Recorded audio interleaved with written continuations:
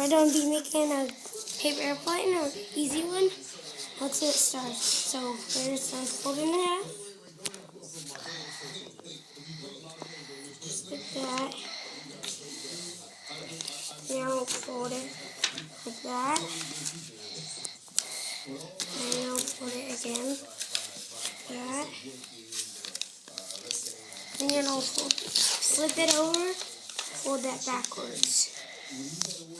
And I'll turn it back over and fold that corner to the middle, like that again. Good, now flip it over, fold that part back.